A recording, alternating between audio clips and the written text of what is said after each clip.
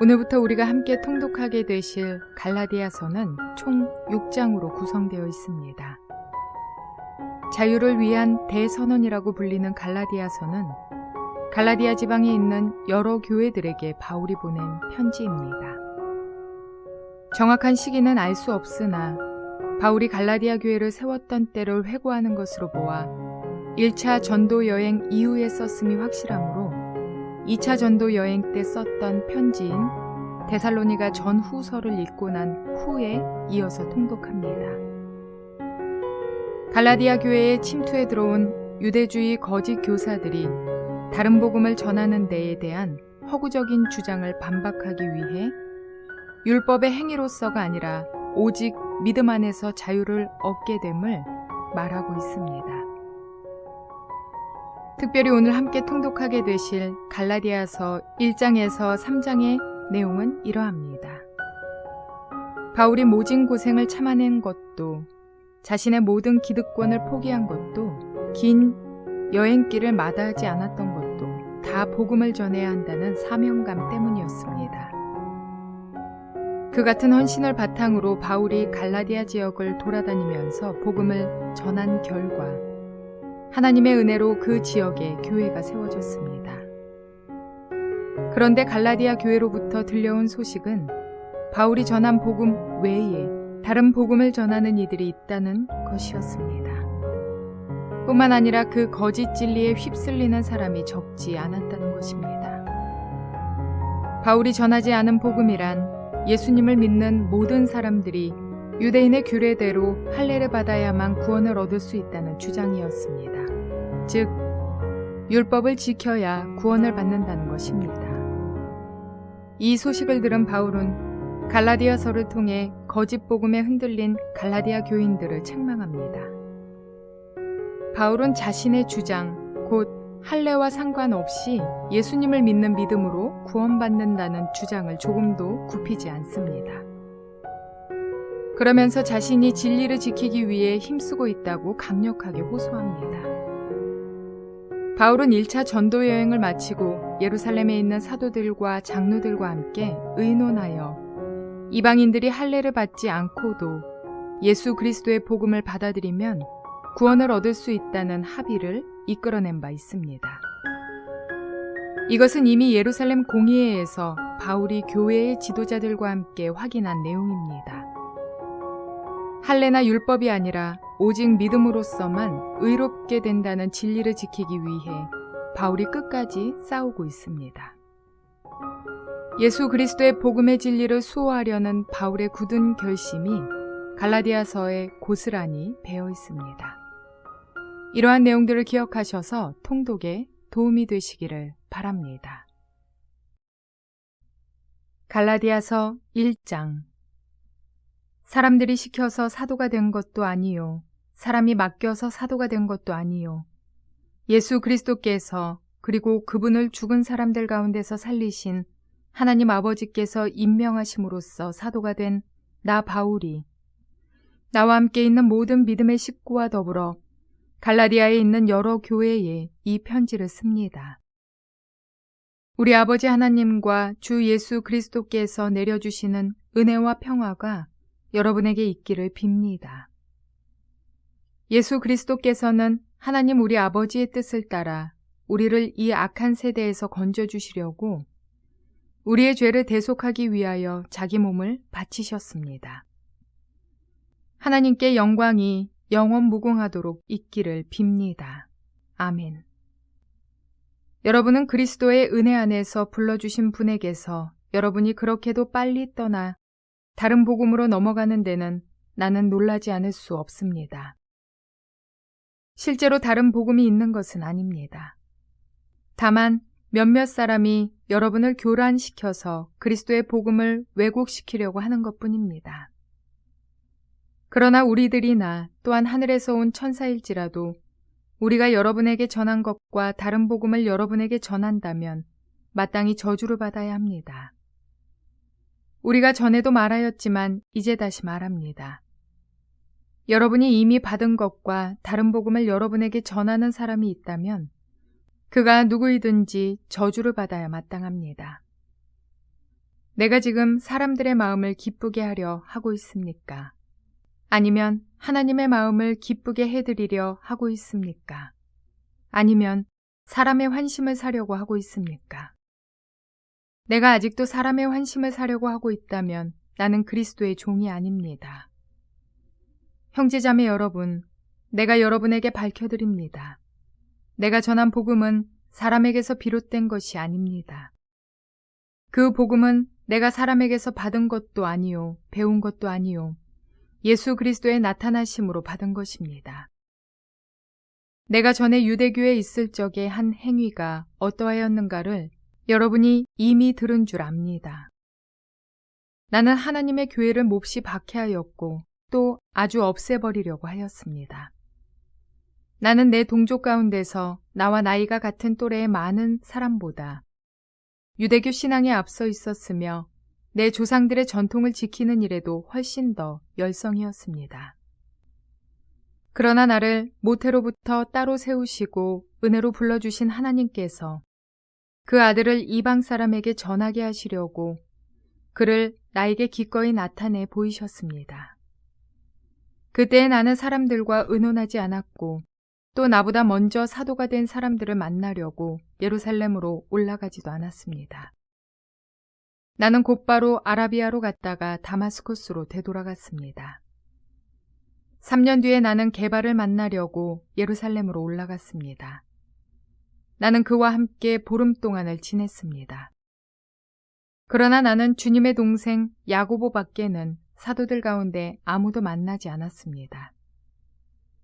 내가 여러분에게 쓰는 이 말은 하나님 앞에 맹세코 거짓말이 아닙니다. 그 뒤에 나는 시리아와 길리기아 지방으로 갔습니다.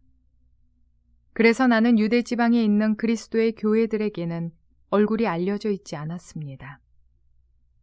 그들은 다만 전에 우리를 박해하던 그 사람이 지금은 그가 전에 없애버리려고 하던 그 믿음을 전한다 하는 소문을 들을 따름이었습니다. 그래서 그들은 나를 두고 하나님께 줄곧 영광을 돌렸습니다. 갈라디아서 2장. 그 다음에 14년이 지나서 나는 바나바와 함께 디도를 데리고 다시 예루살렘으로 올라갔습니다. 내가 거기에 올라간 것은 계시를 따른 것이었습니다. 나는 이방 사람들에게 전하는 복음을 그들에게 설명하고 유명한 사람들에게는 따로 설명하였습니다. 그것은 내가 달리고 있는 일이나 지금까지 달린 일이 헛되지 않게 하려고 한 것입니다. 나와 함께 있는 디도는 그리스 사람이지만 할례를 강요받지 않았습니다. 몰래 들어온 거짓 신도들 때문에 할례를 강요받는 일이 있었던 것입니다. 그들은 우리를 노예로 만들고자 하여 그리스도 예수 안에서 누리는 우리의 자유를 엿보려고 몰래 끼어든 자들입니다. 우리는 그들에게 잠시도 굴복하지 않았습니다. 그것은 복음의 진리가 언제나 여러분과 함께 있게 하려고 한 것입니다. 그 유명하다는 사람들로부터 나는 아무런 제한도 받지 않았습니다. 그들이 어떤 사람들이든지 나에게는 아무 상관이 없습니다. 하나님께서는 사람을 겉모양으로 판단하지 않으십니다. 그 유명한 사람들은 나에게 아무런 제한을 하지 않았습니다. 도리어 그들은 베드로가 할례 받은 사람에게 복음을 전하는 일을 맡은 것과 같이 내가 할례 받지 않은 사람에게 복음을 전하는 일을 맡은 것을 알게 되었습니다. 그들은 베드로에게는 할례 받은 사람에게 복음을 전하게 하시려고 사도 직분을 주신 분이 나에게는 할례 받지 않는 사람에게 복음을 전하게 하시려고 사도직을 주셨다는 사실을 깨달았습니다. 그래서 기둥으로 인정받는 야고보와 게바와 요한은 하나님이 나에게 주신 은혜를 인정하고 나와 바나바에게 오른손을 내밀어서 친교의 악수를 하였습니다. 그렇게 하여 우리는 이방 사람에게로 가고 그들은 할례 받은 사람에게로 가기로 하였습니다. 다만 그들이 우리에게 바란 것은 가난한 사람을 기억해 달라고 한 것인데 그것은 바로 내가 마음을 다하여 해오던 일이었습니다. 그런데 게바가 안디옥에 왔을 때에 잘못한 일이 있어서 나는 얼굴을 마주보고 그를 나무랐습니다. 그것은 게바가 야고보에게서 몇몇 사람이 오기 전에는 이방 사람들과 함께 음식을 먹다가 그들이 오니 할례 받은 사람들을 두려워하여 그 자리를 떠나 물러난 일입니다. 나머지 유대 사람들도 그와 함께 위선을 하였고 마침내는 바나바까지도 그들의 위선에 끌려갔습니다. 나는 그들이 복음의 진리를 따라 똑바로 걷지 않는 것을 보고 모든 사람 앞에서 게바에게 이렇게 말하였습니다.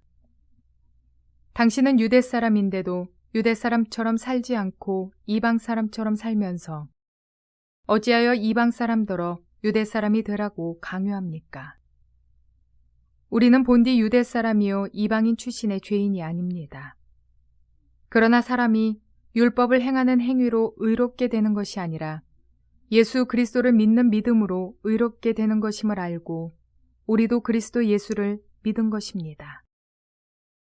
그것은 우리가 율법을 행하는 행위로가 아니라 그리스도를 믿는 믿음으로 의롭다고 하심을 받고자 했던 것입니다. 율법을 행하는 행위로는 아무도 의롭게 될 수 없기 때문입니다.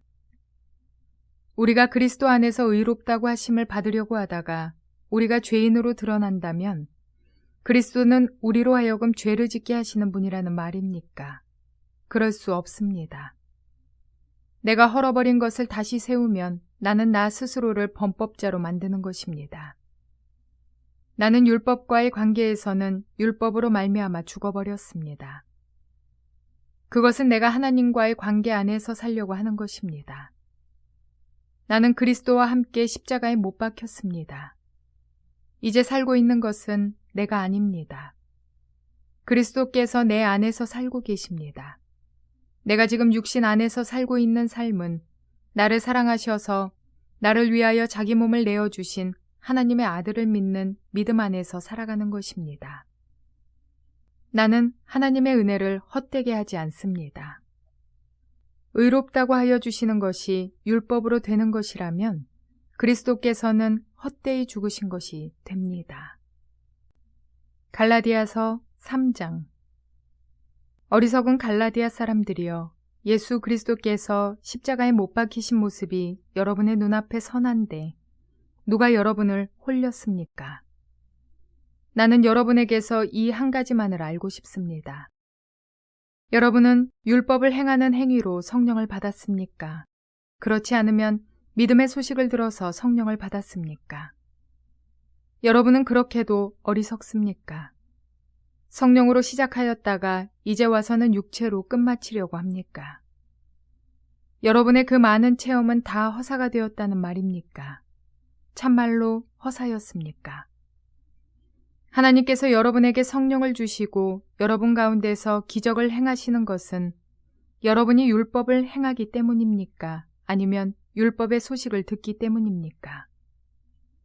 그렇지 않으면 여러분이 복음을 듣고 믿어서 그렇게 하신 것입니까? 그것은 아브라함이 하나님을 믿으니 하나님께서 그것을 의로운 일로 여겨주셨다는 것과 같습니다. 그러므로 믿음에서 난 사람들이야말로 아브라함의 자손임을 여러분은 아십시오.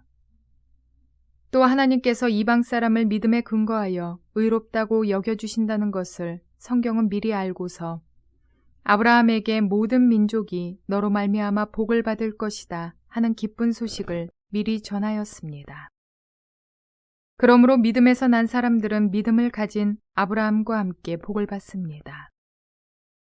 율법의 행위에 근거하여 살려고 하는 사람은 누구나 다 저주 아래에 있습니다. 기록된 바 율법책에 기록된 모든 것을 계속하여 행하지 않는 사람은 다 저주 아래에 있다 하였습니다. 하나님 앞에서는 율법으로는 아무도 의롭게 되지 못한다는 것이 명백합니다. 의인은 믿음으로 살 것이다 하였기 때문입니다. 그러나 율법은 믿음에서 생긴 것이 아닙니다. 오히려 율법의 일을 행하는 사람은 그 일로 살 것이다 하였습니다. 그리스도께서 우리를 위하여 저주를 받은 사람이 되심으로써 우리를 율법의 저주에서 속량해 주셨습니다. 기록된 바 나무에 달린 자는 모두 저주를 받은 자이다 하였기 때문입니다. 그것은 아브라함에게 내리신 복을 그리스도 예수 안에서 이방 사람에게 미치게 하시고 우리로 하여금 믿음으로 말미암아 약속하신 성령을 받게 하시려는 것입니다. 형제자매 여러분, 나는 사람의 관례를 예로 들어서 말하겠습니다. 어떤 사람이 적법하게 유언을 작성해 놓으면 아무도 그것을 무효로 하거나 거기에다가 어떤 것을 덧붙일 수 없습니다. 그런데 하나님께서 아브라함과 그 후손에게 약속을 말씀하실 때에 마치 여러 사람을 가리키는 것처럼 후손들에게 라고 말씀하지 않고 단 한 사람을 가리키는 뜻으로 너의 후손에게 라고 말씀하셨습니다. 그 한 사람은 곧 그리스도이십니다. 내가 말하려는 것은 이것입니다. 하나님께서 이미 맺으신 언약을 430년 뒤에 생긴 율법이 이를 무효로 하여 그 약속을 폐하지 못합니다. 그 율법이 율법에서 난 것이면 그것은 절대로 약속에서 난 것이 아닙니다. 그러나 하나님께서는 약속을 통하여 아브라함에게 유업을 거저 주셨습니다. 그러면 율법의 용도는 무엇입니까? 율법은 약속을 받으신 그 후손이 오실 때까지 범죄들 때문에 덧붙여 주신 것입니다. 그것은 천사들을 통하여 한 중개자의 손으로 제정되었습니다. 그런데 그 중개자는 한쪽에만 속한 것이 아닙니다. 그러나 하나님은 한 분이십니다. 그렇다면 율법은 하나님의 약속과는 반대되는 것입니까? 그렇지 않습니다. 그 중개자가 준 율법이 생명을 줄 수 있는 것이었다면 의롭게 됨은 분명히 율법에서 생겼을 것입니다. 그러나 성경은 모든 것이 죄 아래에 갇혔다고 말합니다. 그것은 약속하신 것을 예수 그리스도를 믿는 믿음에 근거하여 믿는 사람들에게 주시려고 한 것입니다. 믿음이 오기 전에는 우리는 율법의 감시를 받으면서 장차 올 믿음이 나타날 때까지 갇혀 있었습니다. 그래서 율법은 그리스도께서 오실 때까지 우리에게 개인교사 역할을 하였습니다. 그것은 우리로 하여금 믿음으로 의롭다고 하심을 받게 하시려고 한 것입니다. 그런데 그 믿음이 이미 왔으므로 우리가 이제는 개인교사 아래에 있지 않습니다. 여러분은 모두 그 믿음으로 말미암아 그리스도 예수 안에서 하나님의 자녀들입니다. 여러분은 모두 세례를 받아 그리스도와 하나가 되고 그리스도를 옷으로 입은 사람들이기 때문입니다.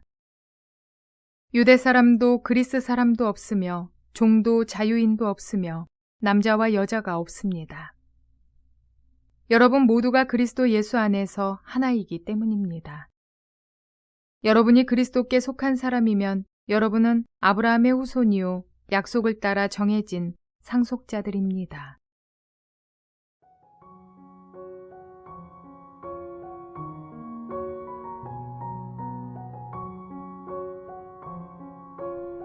물에 빠져 허우적대는 사람을 구하기 위해 누군가 물에 뛰어들었습니다.